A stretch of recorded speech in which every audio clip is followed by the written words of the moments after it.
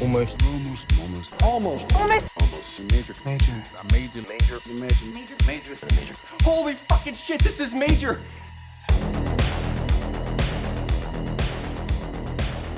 Hello and welcome to this week's episode of Almost Major, where we talk about many major studios and the films they released. And today we're on our very first episode of our new miniseries of 1980s New Line Cinema. My name is Kevin Tudor. I'm here with Charlie Nash. Hello. And Bryden Doyle. Hello. And today we are talking about Hit List from 1989. But before that, I'm going to get into some quick New Line Cinema history. New Line Cinema was started in 1967 by 27-year-old Robert Shea. What the fuck am I doing with my life? As a film distribution company supplying foreign and art films to U.S. college campuses. The first success with the company was its distribution of Reefer Madness, which became a hit on American college campuses in the early 70s. Like most mini majors, they started importing foreign films to distribute to domestic markets. The film Get Out Your Handkerchiefs got New Line an Oscar when that came out in the late 70s. Their first produced film was Stunts in 1977. New Line was able to buy the rights to the Texas Chainsaw Massacre in 1983 when the rights went away and they were able to buy them. It was a huge success. The early 80s were an expensive time for New Line, producing John Waters films, Polyester and Hairspray, which we'll be covering, and Alone in the Dark, which we will also be covering. And we'll be talking about... we're covering Alone in the Dark. Oh, man. The good one, not the bad one. Oh, Jesus, okay. Yeah, don't worry. Okay, I was like, another Hugh Ball film. Oh, God. No, that'll never happen. We'll be talking about more New Line's mid-80s expansion and explosion once we covered the Nightmare on Elm Street films, because that series just makes the studio just explode and turn into the house that Freddy built. So, yeah, we are talking about Hit List from 1989 today. May I ask one question? Because sometimes, I think we did this in our Artisan miniseries. Do any of you have, particular associations when you see the New Line logo? Do you think of, a particular movie, especially if, a movie, messed with the New Line logo? I mean...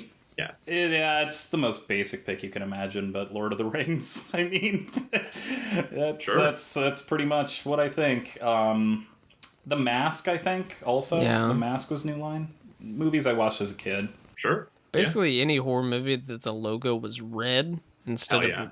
Yeah. Oh, right. Yeah. But yeah, lots of what is it, Nightmare on Elm Street movies is what I think of. Yeah. Was Dark City New Line? Was that Dark City? Yeah, with the green. That I remember, too. I still need to see that one. It's good. It's good. Yeah. I think I talked about this on when we were off mic or whatever, but I think one of the ones I think of is Menace to Society, where it's just people cursing over the New Line logo coming in. It's wow, we're just being thrown right into the movie. I always find it funny when movies like Social Network does that too, where it's the Columbia Pictures logo is just barely finished going up, and then just starts rambling at a mile a minute and everything. It's all right, we're being thrown into the deep end already. I love it. Yeah. That happens to me sometimes when I think of the WB logo, because every Matrix movie, even the first one, has the Matrix theme song over it. Yeah. Also, that logo is green, so no wonder I remembered the Dark City one too. Turning red, turning green, yeah. Get ready for how much this movie made. Hit List in 1989, a budget of $1.5 million, opening weekend of $3,195, and a domestic and overall gross of $4,564. Woof. Oof. I mean, Relentless made so much more money. Yeah. I mean, I can't say I'm surprised, but ouch. Yeah, I couldn't figure out how many theaters it went to, but with that type of gross, that had to have been single digits. Top 5 films that weekend is Lean on Me, Bill and Ted's Excellent Adventure, The Burbs, Rain Man, and Dream a Little Dream. This was released March 3rd, 1989, and I couldn't find the theaters. So, Dream a Little Dream, I do believe, is a Corey Feldman and Corey Haim movie. Yeah, I've never seen it. The Burbs, I have the VHS in it. I've never watched it. I've heard it's good, though. I've weirdly never seen that movie either. Bill and Ted's Excellent Adventure, obviously, watched so much as a kid. Yeah. Oh, yeah. It's so much fun. And then Rain Man, I've never been a fan of. It was one of my first, like, family movies where my parents were like, it's so great, and I was just like, I'm ready for bed. Like, just... Number one song of the US this week is Straight Up by Paula Abdul. Fincher directed this video. Ooh. And number one song in Canada this week is Angel of Harlem by U2. Plot description from Google. This is maybe the shortest plot description from Google we've ever done. A family man, played by John Michael Vincent, and a mob witness, Leo Rossi, hunt a mob hitman, it should say / shoe salesman, Lance Hendrickson, who has mistakenly kidnapped the family man's son. Sure. I mean, yeah, that's pretty much it. The fact that I was just like, why is Lance Hendrickson playing a shoe salesman? Why is he killing people? Why is he going back to selling shoes afterwards? Wait, you had a problem? You found it hard to believe that he was killing people in a movie?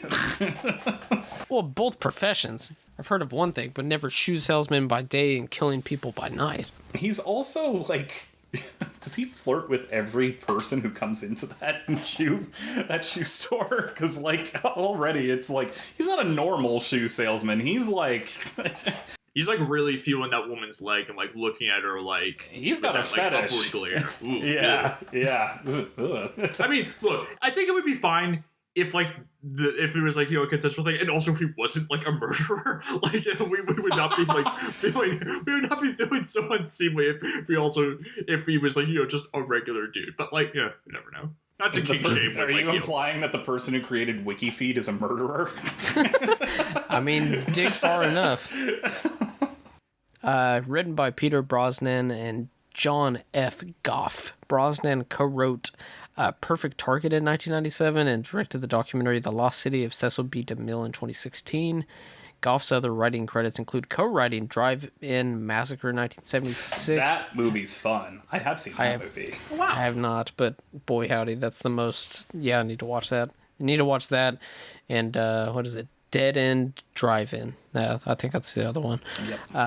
And Butterfly in 1982, in addition to appearing in Hit List, Maniac Cop, and Relentless, all directed by William Lustig. He has also acted in The Fog, Alligator, and They Live. Just all bangers right there. Mm-hmm. Directed by William Lustig after directing two pornography features, 1977's The Violation of Claudia and 1978's Hot Honey. Did y'all catch up on this? No, didn't have the time. No. Also, did I call it pornography features in my writing? I'm sorry if that was like my... You put pornographic features, but I just... It's a pornography store. I was buying pornography. I tried to catch up with both of them, but I couldn't finish the last hour. He broke out with 1980's controversial serial killer horror film Maniac, which fucking kicks ass, which famously spurred Gene Siskel to walk out of the theater because of the violence. Holy shit. I mean, that movie's gnarly as hell. It's not pleasant. Yeah. It had to have been whenever Tom Savini gets his fucking head exploded, exactly. Right? Yeah. Meanwhile, I saw that and I was the meme of the guy that was just like, just lean forward. And it was just like, oh shit. Slow it down. Yes. Frame by frame. Following Maniac, he directed Vigilante in 1983 and all three Maniac cop films, although the third one was credited to Alan Smithy when its troubled production led to Lustig ultimately abandoning ship. He almost left this movie too, and we'll get into that. Next week, we'll be talking about Relentless, which he also directed, which also came out in 1989. As of now, Lustig's last feature film is Uncle Sam, 1996, which was direct-to-video, and I remember that as a kid, having a cover that was... translucent is what you would call it, or lenticular is what you would call it. If you moved it, it went from Uncle Sam to Zombie Uncle Sam. Watched it 4 years ago. It's pretty bad. That has more views on Letterboxd than this one, right? This has 500. I think Uncle Sam is on Shudder, which would explain it having more views. Yeah. I kind of want to see it because Scout Tafoya, our past guest, he referred to it on Twitter as a Gulf War version of Death Dream, the Bob Clark movie from the 70s about the Vietnam veterans, which that movie rules. So any comparison that brings up that movie, I'm like, okay, you piqued my interest. I'm curious to see how it is, but who knows? It could be rough around the edges. I would not mind watching all of William Lustig's films, even if I don't think that the ones we're about to talk about are great by any means. They are not boring, or at least I did not find them boring. There's interesting stuff in them. I like bits of it. Yeah. And also, both of these are like 80 minutes, 85 minutes? Yeah. I double billed both movies we're covering within a single sitting. Yeah, it is easy. Yeah. He also did co-direct a short 2001 documentary called Conducting Dario Argento's Opera, which was about the making of the 1987 Argento movie. Well, I have to watch that because Opera slaps. Opera is one of my favorite Dario Argento movies. I'll try to watch that as research from when we talk about him. Yeah. Also, one of his meanest. I mean, if do you know what the poster is for that movie alone? Because it's part of the plot, and it's kicks ass, grisly as hell. Yeah. Yeah. Starring John Michael Vincent as Jack Collins. Prior to this, The Mechanic in 1972, White Line Fever in 1975, Big Wednesday in 1978, and Defiance in 1980. I've heard of none of those movies. Yeah, I've not seen any of those. Neither have I, but I've heard they're all on my watch list, so that's why I mentioned. TV-wise, he had a starring role on the series Airwolf in 1984 and 1987. I thought you were going to say the TV series Airf. I'm like, what? A-I-R-F. Airf. Before Airbud, there was Airwolf. Before Alf, there was I was about to say that sounds like the Poochie to Alf. Following Hit List, one of the more prominent films he appears in was Buffalo 66 in 1988, which we covered. Listen to our episode where he played Sonny, the owner of the bowling alley. In 2018, he died of cardiac arrest at 74. Leo Rossi as Frank DeSalvo. Prior to this, Halloween 2 in 1981, River's Edge in 1986, and The Accused in 1988. Following this, Rossi starred in Relentless and its 3 direct-to-video sequels. Yes, there are 3 direct-video sequels of Relentless. Pretty sure the second one has Roman numeral 2. The third one just goes for the number 3, and then the fourth one goes back to Roman numerals. It makes no sense. He also played a serial killer in Lustig's Maniac Cop 2. And amazingly, one of his more prominent recent credits is acting and in co-writing Gotti from 2018. Weird. Yeah, that's... Has anyone here seen Gotti? No. No. God, Why did I say it like that? That was great. But no, I have not seen it. God, no. Yeah, they're really showing your true colors, Brian. Just like, no, I'm not a monster you're person. Above Gotti? Huh? The only reason I would want to see that movie is because I heard the actual needle drops in it are like absolutely ridiculous. Like, Pet Shop Boys playing over like a car bombing and everything. I'm like, that sounds insane. But like the version that was available on like Hoopla was like all like just generic like temp music, and I was like, what the fuck? What am I watching this for then? So That's weird. Lance Hendrickson as Chris Kalik. I don't think you ever even hear his name in the movie. No, I think they say Kalik a few times. Okay. Prior to the supporting performances in Dog Day Afternoon and The Terminator, as well as lead performances in Alien and Near Dark, just banger. Following this, he plays villains in films such as Johnny Handsome in 1989 and Hard Target in 1993. He rules in Hard Target. That movie's so much fun. Yeah. Oh my gosh. Isn't there that shot in Hard Target where I think he found out that like his like coat caught fire or something, and then it wasn't like that was not planned or something, but he just kept going with it? Yes. And also there's that crazy scene where he's just like pounding away at the piano and everything. It's like cross-cut with like some other scene of violence. Oh, it's awesome. Yeah. He rules. It's also worth shouting out his wretched lead performance in Pumpkinhead in 1988 as a grieving father who unleashes a monster on the teens who accidentally killed his son. Yeah, I need to watch Pumpkinhead. Yeah. He was also in the Super Mario Brothers movie, and I'm trying to think, who was he in that? Was he like a Goomba or something? Probably. That would be hilarious if it was just a very tiny Lance Henriksen. I haven't even seen all of Super Mario Brothers. But... No, honestly, the thing with Henriksen, especially like the first like couple decades of his career, is like there's so many movies to choose from in terms of like what he's been in. Like he's constantly working. We need a bad guy. What's Lance up to? Yeah. In recent years, it seems Hendrickson has appeared in a lot of straight-to-streaming genre fare, but it's worth noting he played both Nicolas Cage's father in Mom and Dad in 2018 and Viggo Mortensen's father in Mortensen's directorial debut Falling in 2021. Okay. I just like those energies, playing the dad of Viggo Mortensen and Nicolas Cage. It's just like... Imagine if Lance Hendrickson was your dad. He was also in Alone in the Dark 2, but apparently not the first one. Oh, wow. That's rough. Oh, I didn't even know that existed until I just saw this listed here. I knew there was a House of the Dead 2, not Alone in the Dark 2. Wow. Charles Napier as Tom Mitchum, just one of the most that guys in all of existence. in every movie he's wearing sunglasses and it's like sunny outside, just every single time. Prior to this, supporting roles in The Blues Brothers and Rambo: First Blood Part 2. Notably, he made regular appearances in the works of late great Jonathan Demme, including Citizens Band in 1977, Last Embrace in 78, Melvin and Howard in 1980, Something Wild in 1986. After this movie, he had supporting performances in Married to the Mob in 1988 and Philadelphia in 1993, as well as Maniac Cop 2, The Grifters in 1990, The Goods, Live Hard and Sell Hard in 2009. He's, sure. I mean, minor spoiler for a movie most people have seen, but I always think of his face in Silence of the Lambs right before Hannibal beats him to death with a baton, his own baton. Yeah. That's a fucking grisly ass moment. Yeah. TV-wise, he voice acted on The Critic and the Men in Black animated series that apparently ran for 4 years in 97 to 2001. Do you remember when there were a bunch of I guess I did it with Ghostbusters, so that's an 80s movie, but it was like Ghostbusters and Men in Black, but that was animated and they took it completely seriously. It was just played straight. There was no comedy to it. It was just like horror based, which it was so weird. I think there was a Highlander series that did the same thing. Yeah, not even kidding. That'd be weird to do a Highlander series, because isn't it like the big thing they like cut people's heads off? No, that's the thing. Well, I watched an episode of it when I was like channel surfing as a kid, and my parents were like, "Well, what now?" Like, I was just like, "Can I see that movie?" And they were like, "Absolutely not." Can I see the second one? Even worse. Go to cut someone's heads off or whatever.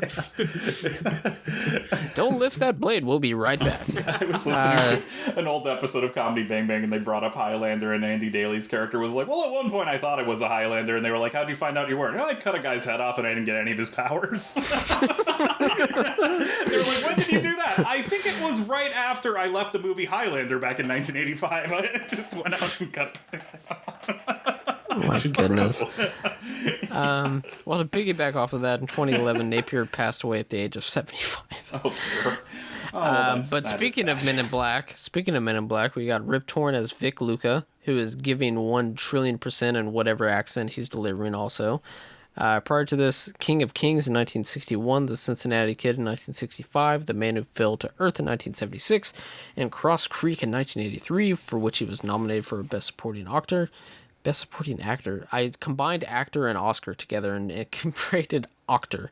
After Hitless, he appeared in films such as Defending Your Life in 1991, Men in Black in 97, Wonder Boys in 2000, Where's the Drum Roll Please, Freddy Got Fingered in 2001, Dodgeball in 2004. I'm not saying that a true underdog story that just doesn't exist. He also won an Emmy in 1996 for Best Supporting Actor for The Larry Sanders Show. In 2019, he died of Alzheimer's at the age of 88. I'm not sure I've told this story on the pod, but did I ever tell you when we showed Man Who Fell to Earth at the Coolidge, we had like a children's chorus sing David Bowie's songs beforehand, and I was working this shift. But I was able to actually see Man Who Fell to Earth, so I worked, all the way up to it, then sat down, and then all the children who performed just sat in the row behind me, and I'm like, I hadn't seen Man Who Fell to Earth yet, but I was like, are these kids really gonna watch fucking Man Who Fell to Earth, like a Nicholas Roeg R-rated David Bowie movie? And then, 10 minutes in, just full frontal from Rip Torn, and I look behind me, and all the children have left. If David Bowie was naked, that'd be one thing, but Rip Torn. Rip Torn. The parents were like, okay, this is enough of that. We want our money back. We were promised a movie with no Rip Torn ass, and we got Rip Torn ass. Rip Torn dick. I'm talking full frontal. Wow. Yeah. The Man Who Fell with Dick. All right, trivia. For several days, William Lustig directed the film from his limo, complaining about cold weather. What a goddamn fucking king. Just incredible. Just imagine him just Grey Poupon style, just oh, where's the director at? He's in the limo, just... Yeah, well, did he have a window going megaphone? down. That's the other thing I'm thinking of. Just no, not even directing from the window, but from the sunroof window, just popping up every once in a while, just saying some stuff and coming back down. That's an even better image. Though Josh Becker and Scott Spiegel were uncredited writers, they wrote 3 drafts of the script. Everything they wrote was featured in the film. While rewriting the Jack Collins character, Josh Becker wanted the average guy to have a profession where he knew how to fight. After William Lustig shot down the idea of Collins being a Vietnam vet, an idea he was completely sick to death of, Becker came up with Collins being a carpenter. Becker thought Collins should at least know how to use his hands. Lustig shot that down as well. Upon meeting John Michael Vincent, Becker found out that he was in Carper D and served in the National Guard. So there that is. Lance Hendrickson was in the middle of a divorce when he was offered his role of Khalik. He accepted the role in order to support his alimony payments. Well, get it how you can. He commits. Like, honestly, he doesn't phone this in. I mean, he's the best performance of the movie with Rip Torn playing Donald Trump just right below him. I mean, you talking about my wife, I'll have you whacked in the courtroom. When the completed film was screened at, this sounds fake, but I swear to God, but also, who would make this up? When the completed film was screened for Warner Brothers executives, they told William Lustig that his film was, quote, a better action picture than Steven Seagal's Above the Law. Like, okay. Well, I mean, Seagal's movies, even like in his prime, are like, those are not the best of the best, but it's. I haven't seen Above the Law, so I can't comment, but that does sound exaggerated, to put it mildly. Yeah, Above the Law, I do want to see it because it's Andrew Davis who did The Fugitive and Under Siege, which those are fun movies. I mean, especially Fugitive, but even Out for Justice, which is John Flynn, the Rolling Thunder guy. It's like this movie would be like 90% better if it was anyone else but Steven Seagal in this movie. Like it was like, yeah, it's that kind of thing. Yeah. Yeah, I believe it. Although Michael Vincent also not bringing it here, but we'll talk about that. Yeah. The film was originally titled Hell to Pay. Okay. According to William Lustig, when Jan Michael Vincent and Leo Rossi are being chased by a car on a sidewalk, Jan Michael Vincent, who was drunk, slipped and fell. He was nearly run over by the speeding car. Jan Michael Vincent's substance abuse was reportedly so bad that William Lustig filmed many single shots of him because he thought he would later have to replace him with another actor. Lustig almost walked off the set at one point because of it all. The ADR crew re-recorded all of Jan Michael Vincent's lines. So that's just, I mean, you take one instance out of context of like he was drunk one day, then it would be like, oh, that's kind of funny, but it's like, no, this is just sad. Well, the man was ill. It was just skimmed an interview where Lustig said like at that point, like when he first got him signed onto the movie, he said like he'd quit.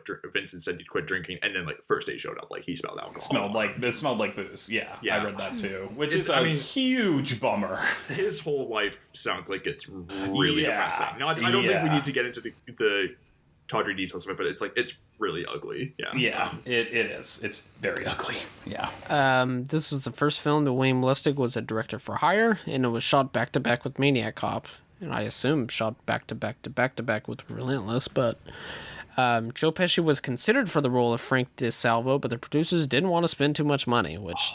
Okay. Gosh. Look, I love Rip Torn in this movie. I'm not sure who would have been better, but I would watch this movie again with Joe Pesci in that role. No. That's the Leo Rossi. Oh shit. What is wrong with me? I keep getting all these characters' names confused. Look, they're not exactly the most memorable. They're not names that stick in the brain necessarily. Frank DeSalvo and Vic Luca, they're all like I'm just looking. Yeah. No, Joe Pesci would have been so much better in that fucking... Yeah, Leo Rossi's performance is obnoxious, to put it mildly. It's been said there is no mob. Would you describe in detail just what it was you did for Mr. Luke?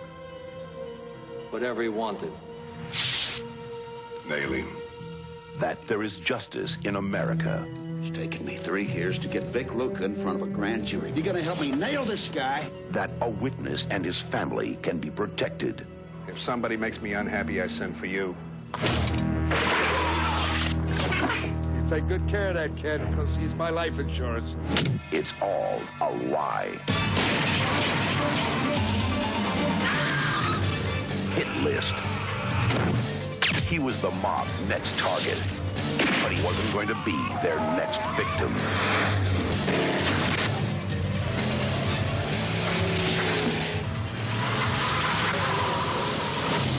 Hit list.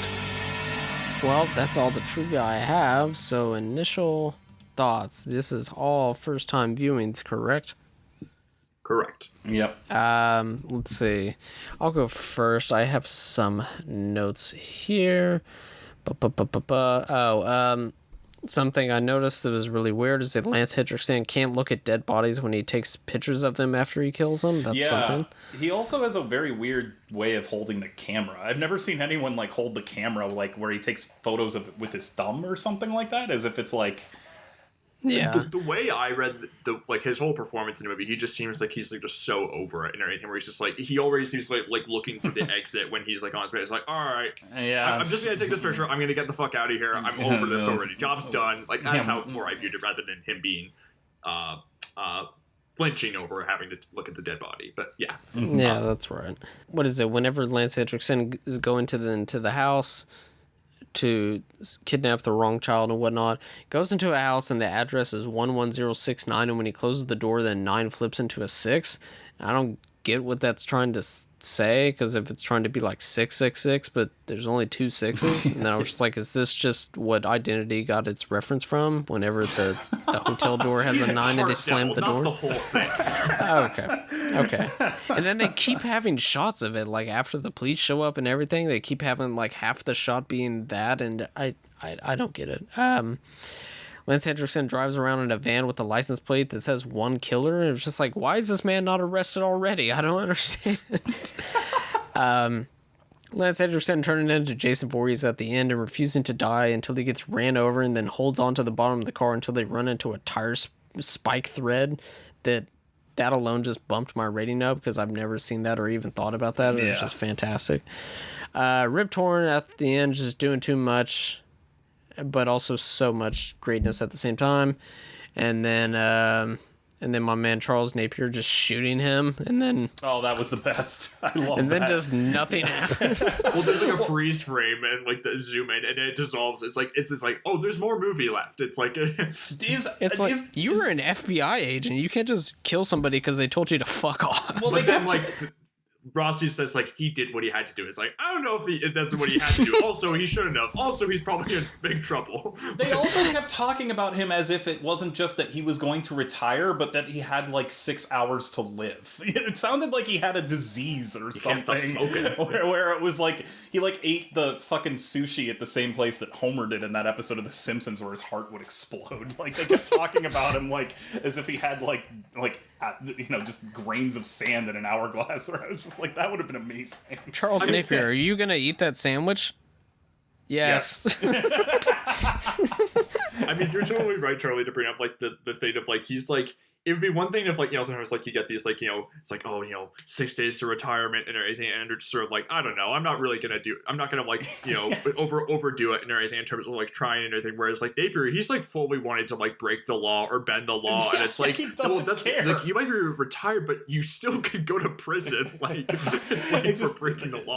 They did have a deleted scene where the doctor's like, you will feel no pain until your heart suddenly explodes at sundown or something. Oh no. Yeah. I watched these back to back. Is it kill? God damn it! I almost called it Killed List. Is Hit List the one where my man is in jail and the guy's just like, "Let me tell you a joke"? Is that or is that Relentless? That's Hit List. When he tries to tell Henriksen the joke, Henriksen's like, I've already heard that heard already. He kills him. Yeah, what a ridiculous. But yeah, I don't really have that. That's not even really thoughts. It's just things that I noticed. But I mean, it's not that good. But the ending bumps it up a bit because Lance Henriksen literally turns into not even just Jason Voorhees, but De Niro at the end of Cape Fear, where you're just like, how is this man not dead? Like he got shot like 9 times on the highway. They drive underneath the highway, and he jumps on the van and is able to still fight off people. I not only did I think of how many bullets are in that gun, but how exactly, because that gun had like, it seemed like he got shot upwards of 28 times. Like, but yeah, it's not that good. But the ending is pretty nuts. I will, just because I think that I can follow up with, I had the exact same thoughts where I was like watching it, having a great time going, is this a good movie? Not really. Is it awesome? Yeah, kinda. I mean, I don't know. It's so ridiculous and over the top, and it's not about anything really, which I actually do think Relentless is getting at certain things about police and male toxicity in some way.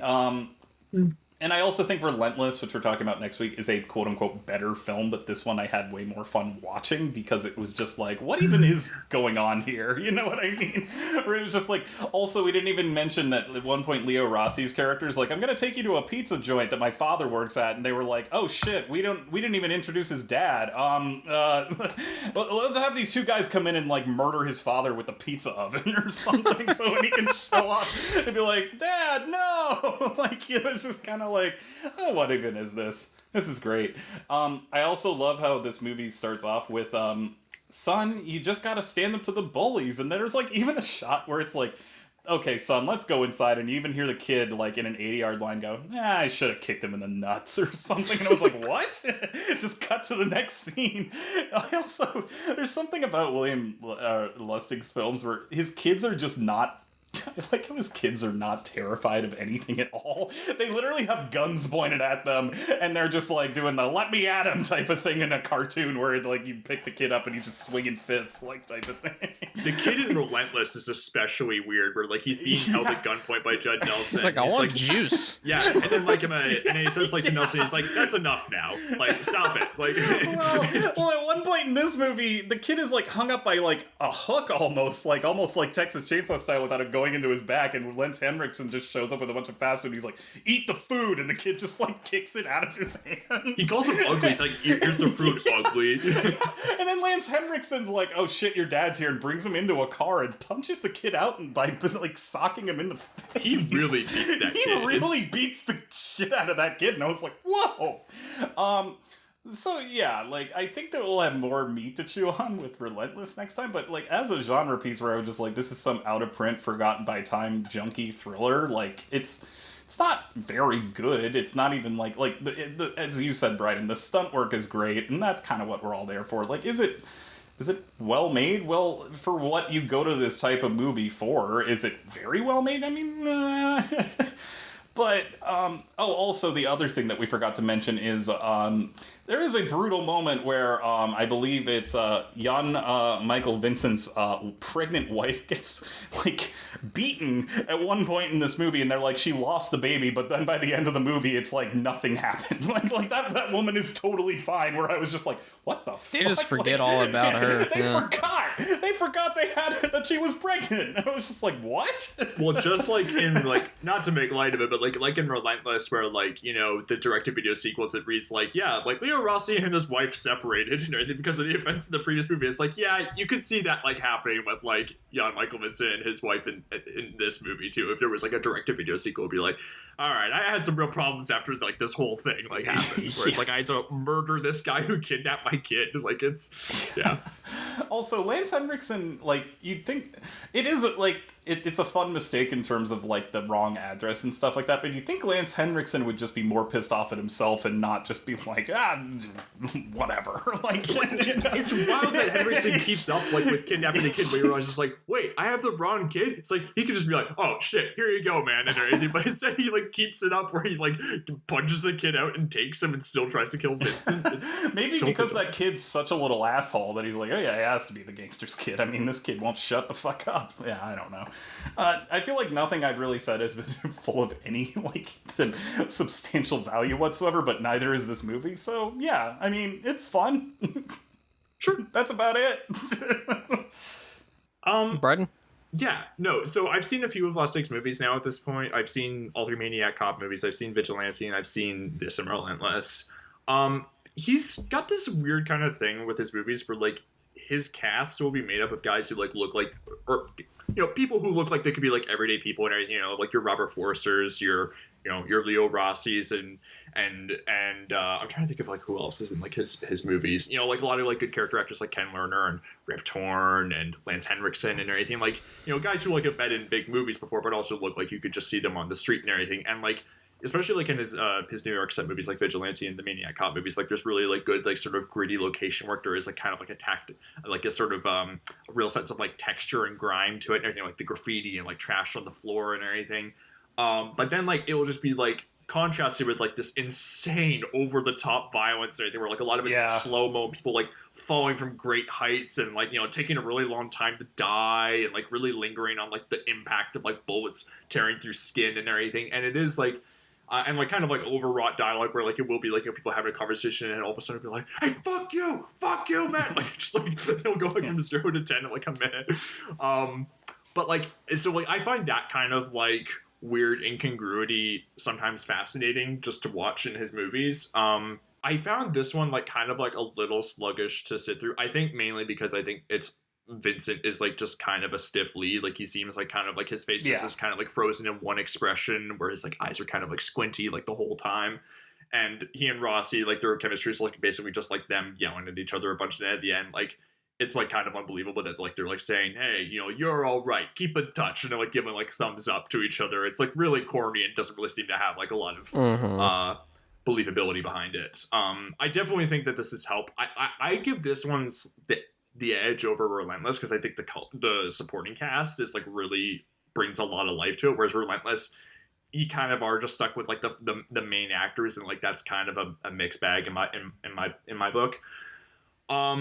And I feel like Lustig is sometimes like I find sometimes the way he like cross cuts like in his movies is like kind of like I run hot and cold with like how effective it is and everything. Like in Vigilante, I think like he's really good at like staging action scenes where like it is like kind of believably messy, and there's like a car chase near the end of Vigilante where like Robert Forster is like very believably anxious, like he's acting even while he's like doing like an action scene, and like, you know, he seems like a real guy who's nervous about this, whereas and the way like it's cutting between the different, you know, people who are involved in it is like, you know, pretty swift, whereas in this it's like really kind of like it's like we're with like the car chase for a few seconds in Hit List, and then it will cut back to like this very dry courtroom scene, and like, you know, so, and then like one other line of action and everything, and it's just kind of like you're not getting quite the rhythm of like you're not cutting between two equally exciting things or the same things with the same level of urgency where there's like life or death stakes with like the car chase and everything, and then like it's just like people making jokes in a courtroom. It's like it's not quite that is the worst scene of the movie, where it is just like he just turns it into like a stand-up routine, and you're just kind of like, okay, none of this is funny, and also it gets kind of gross at one point. Like I think that scene would work if you watched it play out in full as one scene, but then they just keep interrupting the flow, and it's just kind of like, I kind of just want to be back with the car chase, because that seems like the thing with more urgency. If like we'd had like the courtroom stuff like happening like in full beforehand, and then had the car chase, I feel like that would like make for like, because like that's what like that like you said, like the video poster of the movie has like, you know, the stunt with Henriksen hanging onto like the front fender of the car. It's like, yeah, like that's the highlight of the movie. That's what you're there for. Sorry if this sounds like I'm like saying Lustig, I have a better idea of how to make your movie. I'm not trying to sound like that. Get his ass. But yeah, Lustig has that problem in like a couple of his movies where like it will just be like, I mean, Relentless too, where it's like, you know, Judd Nelson like getting really ready to kill someone, like, you know, racking up his guns, and then it'll cut to like Leo Rossi just like stretching and yawning, and then like saying, "All right, guys, stay on your toes." And I'm like, feel like we didn't need this scene. I feel like say I don't disagree with you, but I find it too weirdly jarring, even if it is just like, and then did you know that Rip Torn like, you know, cheated on his wife and got an STD and then gave it to his wife, and then I'm just kind of like, what the fuck is happening here? It's funny in that scene too, where he's laughing at the joke that Rossi's making, and then it involves his wife, and also the fact that he has an STD, and he immediately gets angry. Like it's just funny to me because I agree with you. There was one cut early on where it just cuts to one of the kids going, "Dad," and I was like, wait, whose kid is this and what? Like I agree with you, but I always found it to be like, wait, what now? Like I don't disagree. I just found it like, I don't know, too weird. I find it too weird to be bored by it. So that is totally interesting. Fair. Yeah. I feel, and I guess it was just more like, I feel like in some of the cases, like some of the weird, I don't know if it's maybe in some of the other movies I've seen of his, like that sort of weirdness does feel like it's sort of contributing to a sense of mood, whereas like, especially like in some of the, like in Maniac Cop, where like that sort of, like again, it's the weird incongruity where it's like, it does like have this, it's like, oh, this looks like it could be a real movie, but like the way everyone's talking and the way the scenes are cut together, it's just like, this doesn't seem natural. Like it doesn't seem like it's imitating real life and everything. And in a horror movie like Maniac Cop, that can lead to a sense of like unease or sort of like just sort of like, I guess, like, and I'm not even trying to get into debate. I'm just curious because I found everything in this movie to be heightened. So I guess I didn't find anything to be natural about this movie at all, or any of his movies. I'm not saying it's natural. It's like the weird thing where like the casting and the locations, like it looks like the kind of stuff that you could see like a person like walking down in real life and everything. But the situations that are taking place with these people and in the places, it's like that's what's not natural, and that's what I find interesting about them. But I don't know. I guess. Again, it's like I felt like the style of this movie really broke through in the action sequences, and there's just really for my taste, I just felt like there wasn't quite enough of that nuttiness in like the action scenes, save for like a couple of the scenes where Henriksen's like killing people, and then like the big action scene. But there's like a lot of stuff in the middle where it's just like Rossi and Vincent like kind of driving around and arguing with each other, and like people sitting in rooms, and it's just kind of I don't know. I found I one note's not the right word and everything, but I didn't find it like quite as dynamically filmed or performed, just for my taste. But I hear everything you're saying, and you're right that like Lustig's style does definitely have some distinctive qualities to it that are fun. Like even like I'd say the best moments of this movie are like fun, and I did enjoy them. But like I guess I just wanted a little bit more. But, no, I totally hear that. I maybe I was just nostalgic for. I was just like, why don't they make pieces of garbage like this anymore? Like you will never get movies like this again. I feel like in its own way, even if this movie is kind of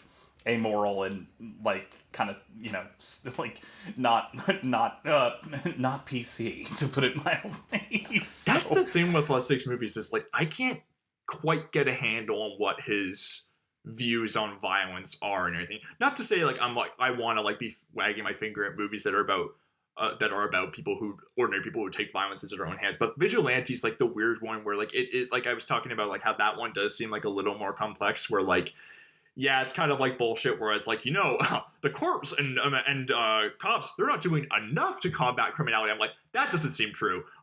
Which is interesting. Yeah, but then like it will be like the same kind of music cue that plays over a scene of like criminals committing violence is like the same music that's played over like the vigilantes committing violence. And it's like, oh, so like there does seem to be like kind of like looking a little bit of murkiness about the righteousness of the heroes in this movie. Whereas like in something like Hit List and Relentless, it seems a little more rah-rah about like people like, sort of bending the rules and like taking justice into their own hands and everything, which I did. It's just kind of, I don't know if it's necessarily a thing that's good or bad about Lustig, but it's just kind of a weird thing where like I can't quite get a handle on him, which is like kind of a thing that you don't always get with filmmakers. And sorry, I'm cutting you off with No, I kept it almost interrupting you, so I'm sorry about that. I do feel like there's a bit of weight when Harold Sylvester's character gets killed. I do feel like there's weight, even if it's a gross scene of violence when fucking Lance Henriksen does kidnap the kid and beat up Jan Michael's wife, who's the actress, I'm forgetting her name, I'm so sorry, Harriet Hall. I think there is, I definitely remember the first time I saw Maniac like 10 years ago too, and was like, oh, this movie's making me feel fucking disgusting. Like I think there's like a scuzziness to his violence in a kind of grindhouse way, but I guess I always feel weight, even if I find it to be morally ambiguous in certain ways. I feel like this one's definitely the junkiest of the three that I've seen, and has the least amount of weight, but it's the most fun. So I don't really, when you said it was a job for hire, I was like, oh, that makes total sense. That makes absolute total sense, because it seems like he doesn't give a shit about the story at all. He just was kind of like, well, I'm just going to have the most fun I can with this, which I'm totally fine with. But yeah.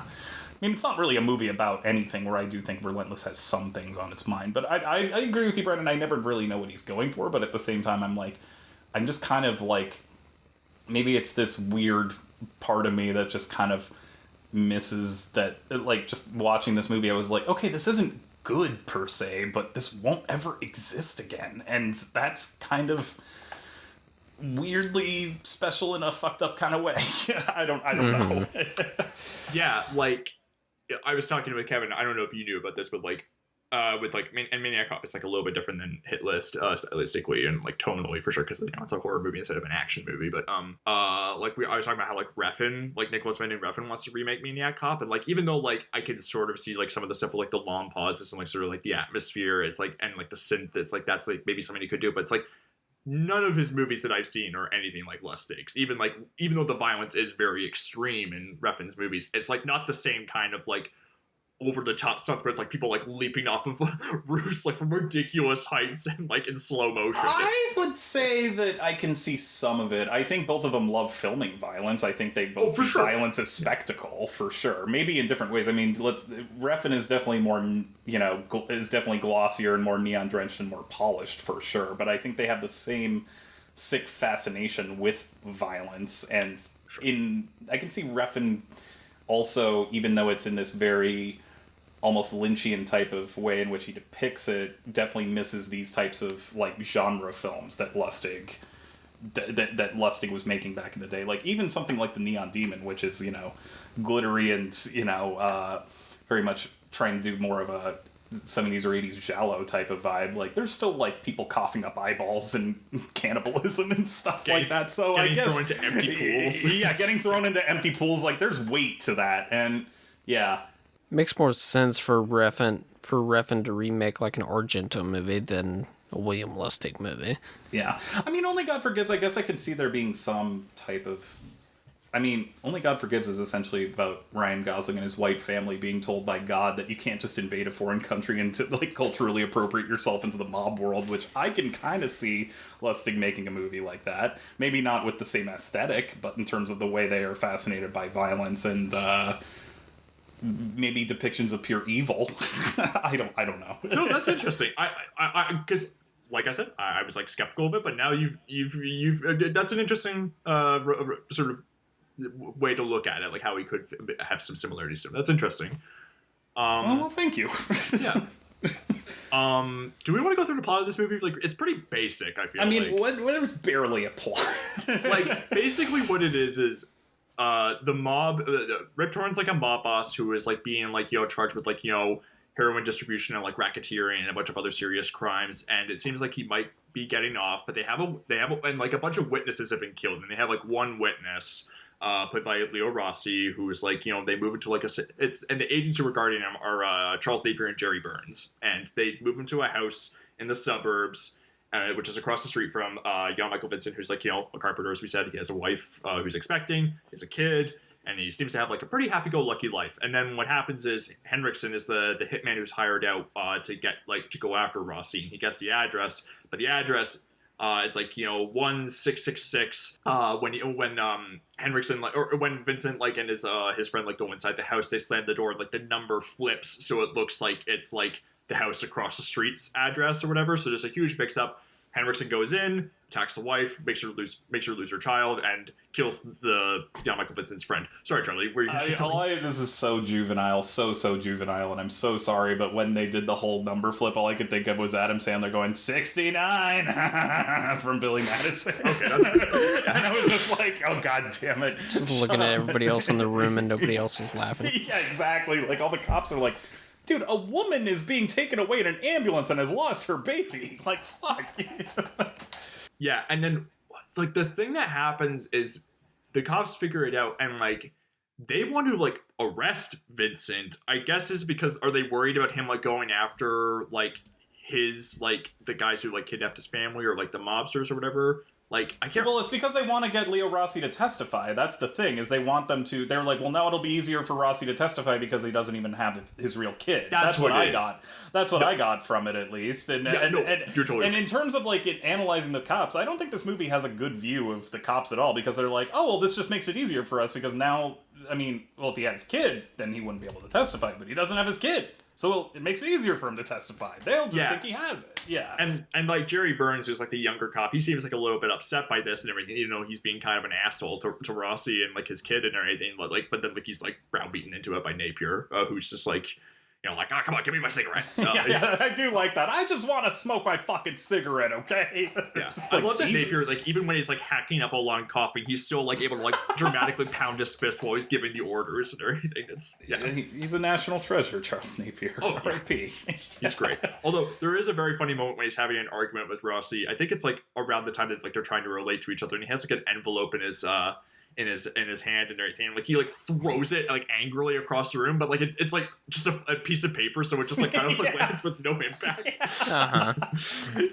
Yeah. And then Vincent breaks out of the hospital when he goes to see his wife because the door is left open and he hears the cops say like, I gotta go take this guy in because we want to protect this mob witness. And so Vincent beats the shit out of the cops and runs away and gets his gun from his house and is able to track down where Rossi is and gets him takes him at gunpoint and says you're gonna help me find your kid.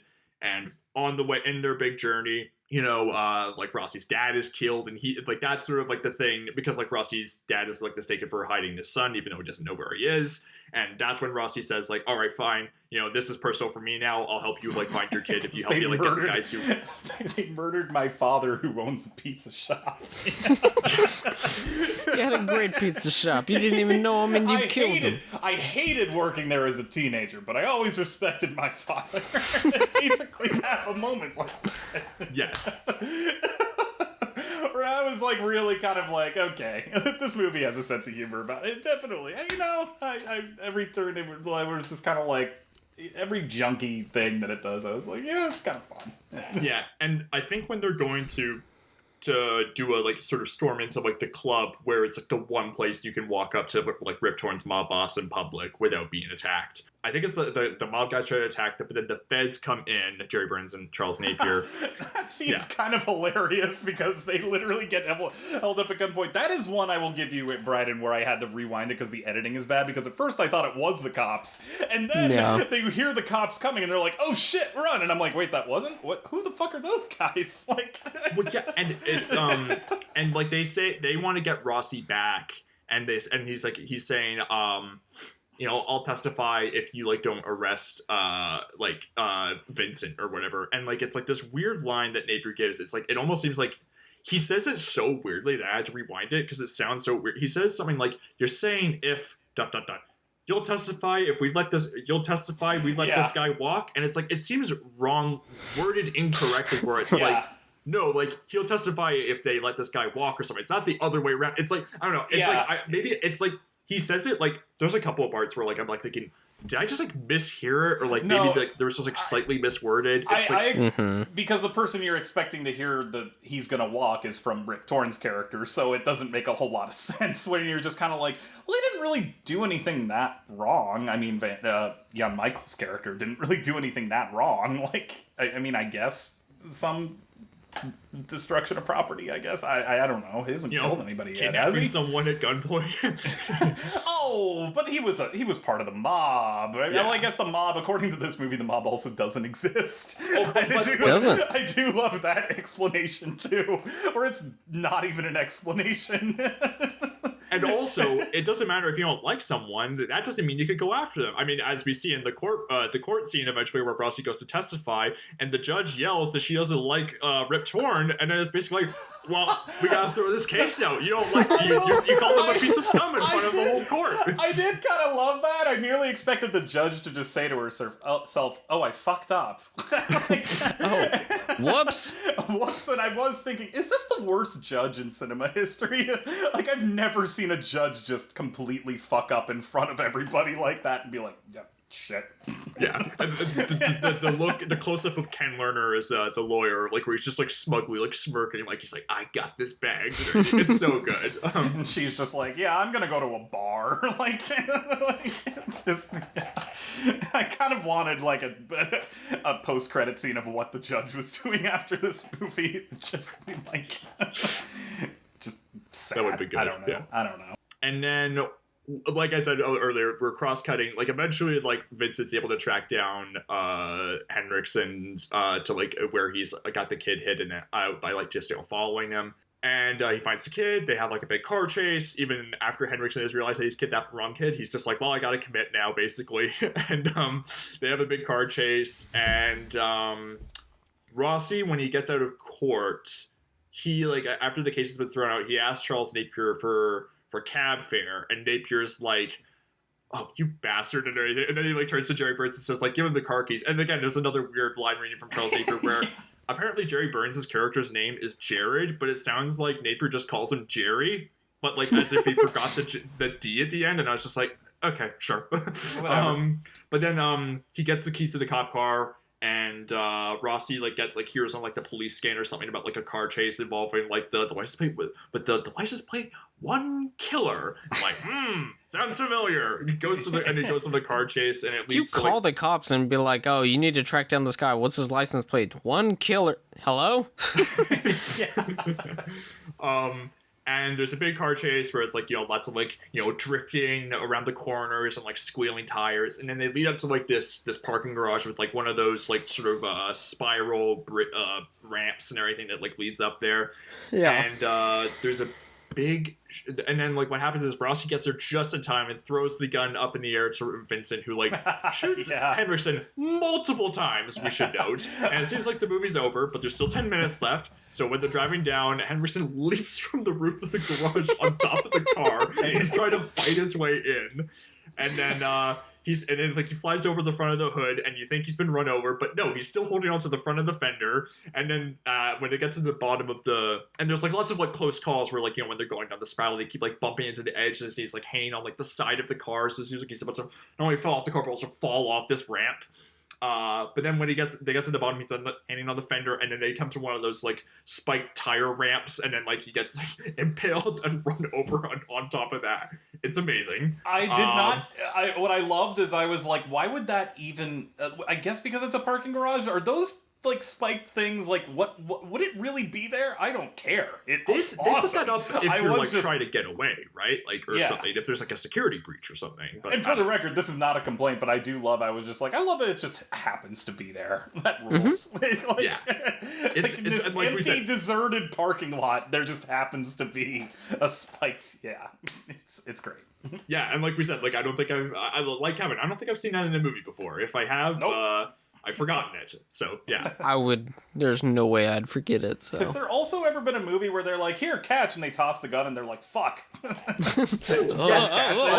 Nice Guys, there's a bit where Russell Crowe tosses the gun to Ryan Gosling, and it goes out the window, like, fuck, shit. That is great. Yep, you're right. I forgot about that. Yep. No. I mean, that's years later. I mean, it's probably like, Shane Black watching movies like for years and being like, no one's ever done that before, or why do we do that now? Yeah. Just imagine somebody being like, nobody's seen Hit List, I'm just going to rip off this whole movie. And then just waits for somebody at a Q&A and to be like, so I've seen Hit List, and they're just like, this Q&A is done. And then as as the court case is wrapping up, Napier and Burns are like walking out of the court and like they're like, all right, take it easy. When like we're approaching Torn, and Torn's like taunting the press, saying like, you're not gonna be able to catch me. And then Napier just pulls out his pistol and shoots him in front of like a whole news crew. I was imagining that would be amazing if the judge came back and just high-fived him. Oh shit! Yeah. And then it is like a well staged kill where like you see like Torn like slide against like the limo, and there's like a bloody streak that like is left as he's like falls to the ground. Very memorable. And then Lustig is a big fan of slow-mo violence. Yeah, well, he knows what. I don't have a problem with that. Yeah. Oh, I didn't say it was a problem. It's just he likes it. And then Rossi and Vincent return to the suburban neighborhood. Vincent's wife is back, and then there's a bit where like they're just sort of like cracking jokes. And it's like, he jokes about like returning to like the undertaking business, because that I guess was like his front and everything, like like when he was like in the mob and everything. I mean, because I don't think we mentioned the opening scene is like when they're having the funeral for one of the mob guys. They're like, oh my god, how do we not even mention that? Do you want to talk about this scene? Because you said like 5 minutes in, you were just like cracking up over this. It's really funny. Yeah. They interrupt a funeral to dig up the body and find the cocaine in the casket. He like jammed the shovel into the guy's chest. It's like just this plume of dust. The credits have just ended. Yeah. And it's like the credits. There's nothing special about the font of the credits either. It's just you don't know what kind of movie you're gonna get. I mean, if you go in knowing you're gonna get a William Lustig movie, obviously, but if you just like were flipping channels and this thing was on, you'd be like, oh, like a typical like cop procedural, and then just No.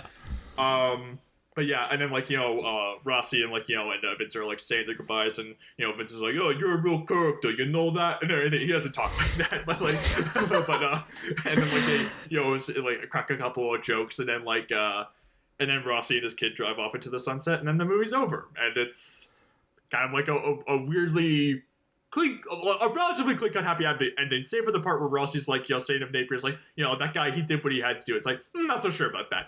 You're probably gonna be in trouble for big time. That kid also rides away like he's had the best day of his life. I guess he was shielded from it because they didn't kidnap the right kid. But but didn't you also text last night that it was like, it's kind of funny that they actually foreshadow how the kid's kung fu, like half-assed, like martial arts karate bullshit pays off, because he actually does like kicks. Doesn't he kick fucking Henriksen in the face at one point? Something like that. Yeah. But Henriksen does like get the better of him. He gets his licks in. Yeah, and then like the mob kid is like pretty happy-go-lucky because he's just sort of shielded from the whole thing. But yeah.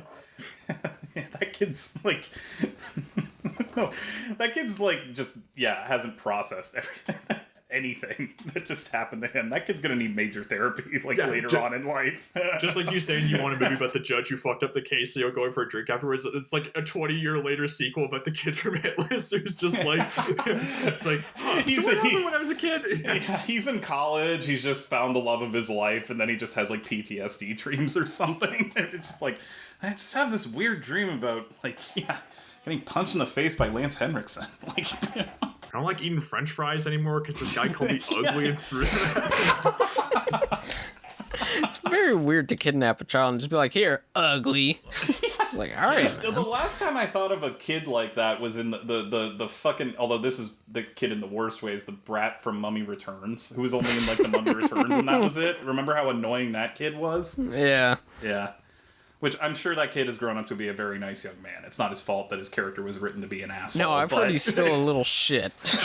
He's still... He just goes around being like, "Hey, anybody remember the Mummy Returns?" Like, no.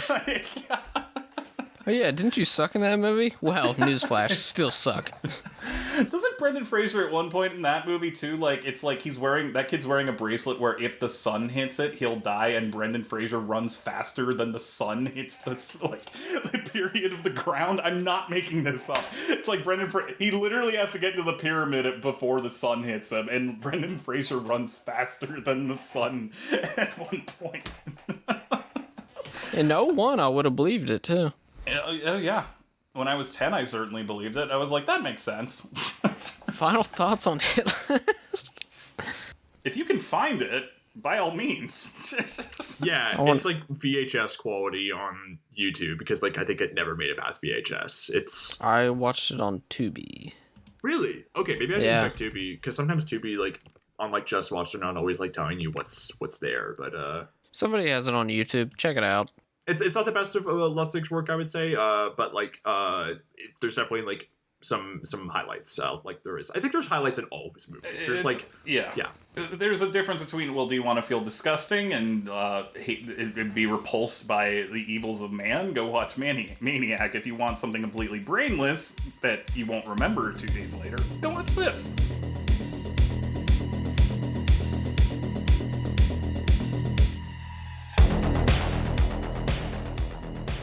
Thank you for listening to this week's episode of Almost Major. Please rate, review, and subscribe to us on iTunes. Please follow the pod on Twitter at Almost Major to keep up to date with what movies we will be covering in the future. Myself, I can be found on Twitter and Letterboxd at KevBonesy. Bryden can be found on Twitter at Bryden Doyle and on Letterboxd at JDoyle. Charlie can be found on Twitter and Letterboxd at CTNash91. Once again, thank you for listening.